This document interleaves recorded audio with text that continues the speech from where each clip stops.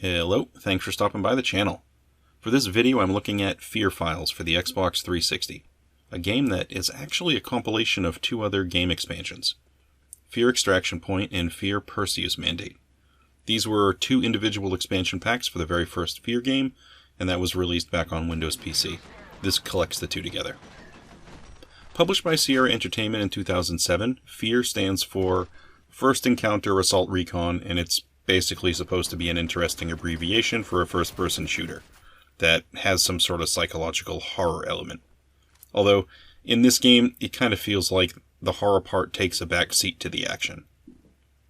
There are a total of 5 games in the F.E.A.R series, and there was almost an online F.E.A.R game, but I guess that was shut down early on before release. I found a playthrough of the first campaign online, Extraction, and I found this guy that ran through it in just under 3 hours. When I was starting to write this review, I was about 80% of the way through that campaign, and it took me way longer than 3 hours to get through. I always set my games to normal difficulty or a little above, and I'm getting killed plenty here. I guess Extraction Point picks up right after the first F.E.A.R game ends, and there was an explosion of some kind, and clearly something is going down at the start of this game. Whatever the mission was beforehand, it seems to have partially destroyed a city, so take that for what it's worth. What really matters is that the game has suddenly started, there's a lot of danger, you have guns and ammunition, and you gotta get moving. Start running. Extraction, it's gonna feel like one gigantic mission, that's really all it is. It's you escaping from whatever it was that happened at the end of the prior game. And this escape takes a while. This is a pretty windy and lengthy trek through a bunch of areas.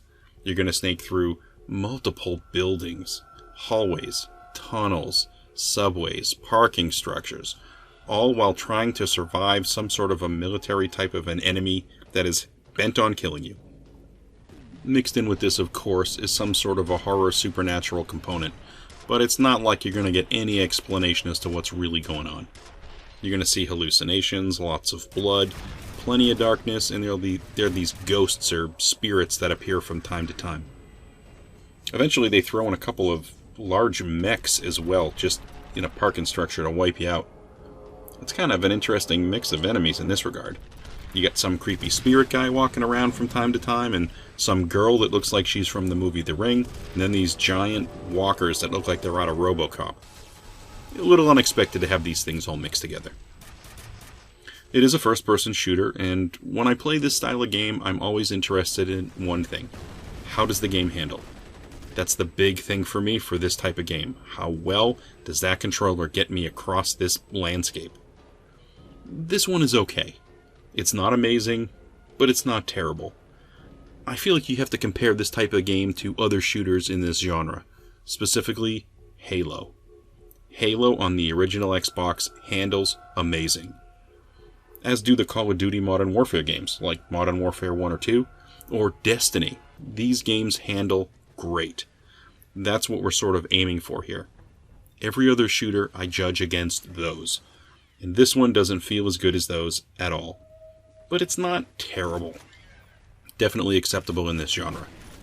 They let you configure some of the controls, but even with this, it doesn't feel like they're really optimized. There's a leaning mechanic you have that you can use to sort of, lean out from around cover. That's neat and all, but I get through the entire first campaign and I found myself not needing it. So what good is wasting buttons on the controller for something you don't need to use? As far as weapons go, there's probably 12 or 15 guns in this game, but you can only handle 3 at one time, which actually makes sense to me. You shouldn't be able to carry 300 pounds of weapons. You don't have unlimited space. When it comes to weapons, though, I think the biggest tip that I can offer is that the one thing you don't want to do is carry a weapon that has no ammunition. You're going to run across a bunch of different weapon types. When you run out of ammo, even if you love the weapon, there's no need to keep it. You never find ammunition in this game by itself. You find guns that have that ammunition already in them. So holding onto an empty weapon is a waste. Just replace it with whatever gun you find next, even if you hate it. If you really like a weapon, you're going to stumble on it again. What matters is that you always have something in your hand to shoot. Anything with ammo is better than a gun that you love that you can't shoot because you're empty. Your enemies are going to be armored, and you need multiple shots to get most of them killed. So you got to make sure you're prepared to do that. Guns with no ammunition don't help you. There's also a flashlight mechanic in this game that you have to worry about the entire time. And this is something I've seen a lot of different games employ. You turn it on, and it runs for a period of time. Maybe 20 seconds goes by, and then it shuts itself off. Then you have to wait to let it recharge, and then you can use it again. The truth is, I don't actually like this concept. It's unrealistic. Flashlights don't work this way. They just don't, and it becomes a massive annoyance after a while. I do understand why they have it in the game, I just don't like it. I know it's designed to make darkness a thing, something you have to manage to make the game more scary, but for me, I don't think that works.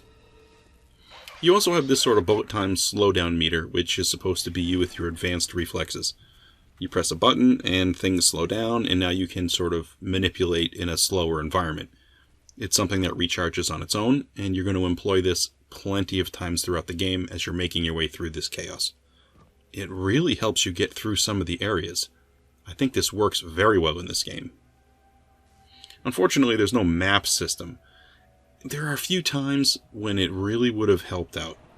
These mazes can be confusing from time to time. I did get through this eventually without a map, but it would have been nice to have one in there. I also wish there was a running mechanic.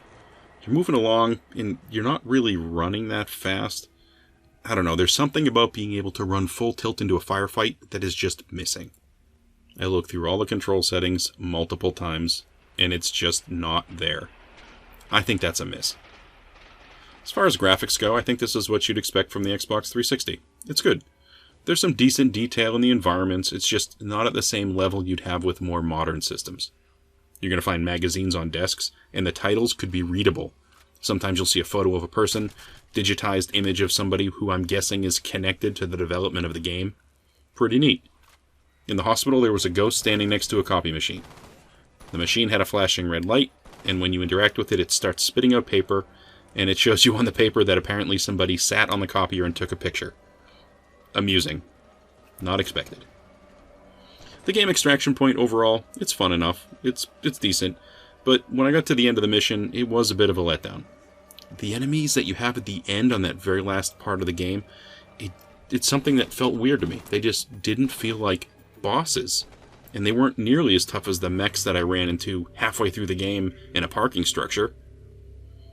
Also, I know there is some sort of a story behind the scenes going on here, but at the end of this, I feel like you didn't get that much closer to what's actually going on here with all these weird ghosts. When you get to the Perseus mandate, that's the second expansion, I guess, and when I started playing that, it doesn't pick up at the end of where the Extraction Point campaign left off.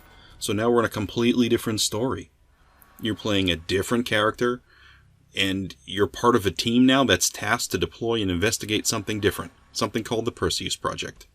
This campaign apparently is designed to run alongside the first F.E.A.R game. I guess this is happening behind the scenes as that game's going on.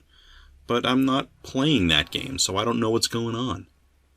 It handles and plays the same as the first campaign that I played. It's just a different layout and a different part of the story. It handles the same, all the mechanics are there. I guess sticking these two missions together is a little bit confusing, because they're not really connected. I like first-person shooters to start, so I am a fan. It's just that, I don't know, this one's better than the bunch, I guess, but if you're coming into this one for story, it doesn't feel like they built this disc for the Xbox 360 to deliver a plot to you that you would understand. That wasn't their goal. When I finished the Extraction campaign, I learned nothing about the world or story. The goal here is I think you need to play the original F.E.A.R game to understand what's supposed to be going on. Well, that's all I have today for F.E.A.R files for the Xbox 360. Thanks for stopping by to take a look, and please like and subscribe if this is your sort of thing. Hope to catch you on another video.